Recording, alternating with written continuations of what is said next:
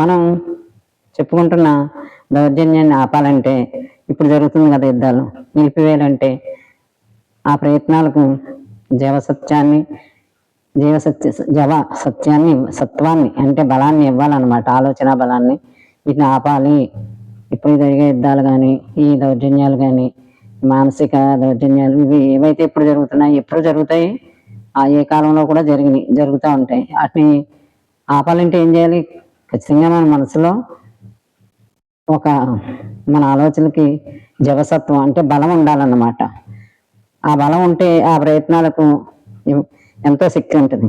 ఇవ్వగలిగే ఎంతమంది ఉన్నాం మనం అలాగా పై నుంచి చూస్తాం అంతే.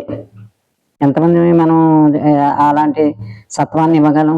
అంత పట్టించుకుని మనస్తత్వం ఎవరికొంది మనకి? దూరాన్ని చూస్తాం అంతే. పిల్లలు యుద్ధాలకు వెళ్తున్నారు, పిల్లలు చనిపోతున్నారు, ఎంతోమంది అమాయక ప్రజలు చనిపోతున్నారు, దారి వాళ్ళు చనిపోతున్నారు. ఎవరికి లాభం దీనివల్ల? అయినా మనం దీన్ని ఎప్పుడు పట్టించుకోవట్లేదు. చూస్తాం, న్యూస్లో చూస్తాం, లేకపోతే పేపర్లో చదువుతాం, ఎక్కడెక్కడో జరిగింది కదా అనుకుంటాం. ఇప్పుడు మన నెత్తి మీద పడే ప్రమాదాలు కూడా వస్తున్నాయి. ఇవన్నీ ఇప్పుడు ఉన్నాయి, కానీ మనలో గట్టి నిర్ణయం కానీ దీన్ని తగ్గించుకోవాలని ఇది ఎలాగా ఆలోచనే లేదు మనకి. మనం ఏం చూసుకుంటున్నాం, మనం ఏం కోరుకుంటున్నాం, వీటిని ఆపడం అవసరమని అనుకుంటున్నామో అనుకోవట్లేదు. అలాగా ఎప్పటికీ దీని పట్ల ఆసక్తే లేదు. దీన్ని ఆపాలి, దీన్ని ఇలా చేయాలి. ఈ ప్రపంచం అంతా ఏకమై ఈ దౌర్జన్యాలని ఇప్పుడు జరుగుతున్న ఈ దౌర్జన్యాలు, యుద్ధాలని, ఈ ప్రజలు చనిపోవటాన్ని అన్నింటినీ ఆపాలని గట్టి నిర్ణయం ఏమీ చేయట్లేదు. అలా చేస్తే తప్పకుండా ఉంటాయి. కానీ మనం ఏం చేస్తున్నాం? మనం సుఖపడతాం, మనం డబ్బు సంపాదించుకున్నాం, ఆ డబ్బుని ఎలాగా అనుభవించాలి, లేదా మాదక ద్రవ్యాలు కావాలా, ఏం కావాలి, ఇలా కావాలా అని విలాసంగా గడపడానికి మాత్రమే మనకి ఇంట్రెస్ట్. మనలో ఉన్న దౌర్జన్యం మన పిల్లలకి ఎంత నష్టం జరుగుతుంది, ఎలా నాశనం చేస్తుంది. మనం ఇప్పుడు అలా ఉదాసీనంగా ఉంటాం, కానీ భవిష్యత్తులో మన పిల్లలకి ఎంత నాశనం జరుగుతుంది, ఎంత కష్టం ఇది. వాళ్ళు ఏ రకంగా ఇంత భూమి పాడైపోద్ది, వాతావరణం పాడైపోద్ది. ఈ యుద్ధాల వల్ల అనేక నష్టాలు జరుగుతాయి. జపాన్ ఇప్పటికీ బాధపడుతున్నారు.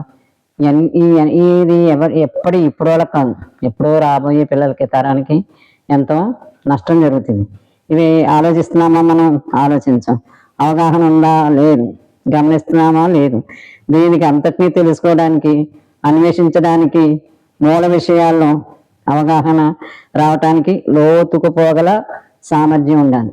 మనసు లోతులు తీసుకుని అన్నిటినీ ఏంటి, దీన్ని ఎలా అంతం చేయాలి, దీన్ని ఎలా అని తెలుసుకోవాలని లోపలికి పోగల సామర్థ్యం ఉండాలంట.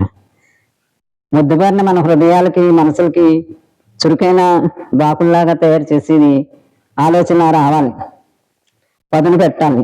వజ్రలాగా బలంగా చేసుకుంటే ఎంత లోతులకు అయినా పోయి ఆ ఆలోచన కలుగుతుంది. దీన్ని ఆపగల శక్తి వస్తుంది. ఇలా కొంతమందికి కొంతమందికి వచ్చిందనుకోండి ఈ ఆలోచన, వాళ్ళంతా చేరి ఆపగలరు, దీన్ని అక్కడికి తుంచేయగలరు. మళ్ళా ఈ ప్రయత్నాలన్నీ ఒకరికి తీసుకొచ్చి మళ్ళీ శాంతిని తీసుకురాగలరు. కానీ అలా ఎంతమంది అనుకుంటున్నారు? ఎంతమంది ఆపగలుగుతున్నారు? ఒక దృశ్య రూపంగానే చూస్తున్నారు, కానీ దీన్ని లోతులు తీసుకోవట్లేదు. అది మనకు కాదులే అనుకుంటున్నారు. మనసుకు బద్ధకం ఆలోచించడానికి. ఈ బద్ధకం వదిలితేనే కానీ సమస్య అంతటికీ పూర్తిగా మనలో చూడగలిగిన పరిస్థితి రాదు. మన మనసుకు బద్ధకం, అంత లోతు ఆలోచించలేం. అంత సమస్యను మనం పరిష్కరించాలా, మన వల్ల అవదు అనుకుంటాం. అలా చురుకైన మనసుకి గమనం ఇవ్వగలిగితేనే ఈ సమస్య నుంచి, ఇప్పుడు జరుగుతున్న అన్ని సమస్యల నుంచి బయటపడగలదు. ఇవి నా మాటలు కాదు, జిడ్డు కృష్ణమూర్తి గారు ఏనాడో చెప్పారు. ఆయన ఇప్పుడు లేరు, ఎప్పుడో చెప్పారు. ఏనాడు ఈ పరిస్థితులు ఉన్నాయి. కృష్ణుడి కాలం నుంచి యుద్ధాలు ఉన్నాయి, అన్నీ జరుగుతున్నాయి, అంతా నాశనం అయిపోతుంది. కానీ ప్రజలు నష్టపోయిన వాళ్ళు నష్టపోతున్నారు, బాధపడే వాళ్ళు బాధపడుతున్నారు. ఎవరో కొంతమంది నిర్ణయాలకి అమాయక ప్రజలు చనిపోతున్నారు, ఎంతో నష్టమవుతుంది. ఎవరికైనా ఒకరికి ప్రాణం పోయలేం, కానీ అనేక నష్టాలు జరిగిపోతున్నాయి. ఆలోచించండి. అందరూ కోరండి, శాంతి కావాలని కోరుకోండి, సంకల్పం చేయండి. తప్పకుండా తొందరలో అందరికీ శాంతి కలుగుతుంది, యుద్ధాలు ఆగిపోతాయి, ఉన్నవాళ్ళు సుఖంగా ఉంటారు.